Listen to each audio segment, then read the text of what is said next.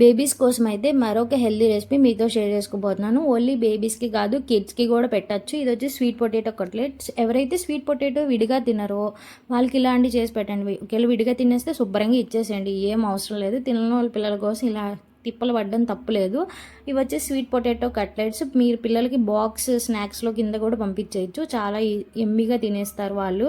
ఇవి వచ్చేసి పెద్ద ప్రాసెస్ కూడా ఏముండదు. జస్ట్ బియ్యపిండి, కార్న్ఫ్లోర్, ఉప్పు, కారం, జీలకర్ర, ధనియాల పౌడర్ అవన్నీ మిక్స్ చేసుకుని కట్లెట్ షేప్లో కొంచెం ఆయిల్ యాడ్ చేసుకుని అటు ఇటు తిప్పుకోవడం. ఓన్లీ సిమ్లో చేసుకోండి. ఇది వచ్చేసి సిమ్లో చేయడం వల్ల లోపల కూడా ఉడికిపోతుంది. హైలో చేస్తే ఊరికే కలర్ చేంజ్ అయిపోతుంది. ఇది ఒకటి చూసుకోండి. మెయిన్ థింగ్ స్వీట్ పొటాటో కట్లెట్స్లో చూసుకోవాల్సింది ఏంటంటే స్టీమింగ్ ప్రాసెస్. మీరు హాట్ వాటర్లో పోసేసి 3 విజిల్స్ తెప్పించేస్తే అవి దాంట్లో ఉన్న న్యూట్రిషన్స్, స్వీట్నెస్ మొత్తం వాటర్లోనే పోతుంది ఉడికేటప్పుడు. ఇలా స్టీమ్ చేయడం వల్ల మనకి న్యూట్రిషన్స్ కలిసి వస్తే ప్లస్ ఎక్స్ట్రా స్వీట్నెస్ అనేది యాడ్ అవుతుంది. ఒక్కసారి ఎవరికైనా తెలియకపోతే ఇలా ఒకసారి ట్రై చేయండి.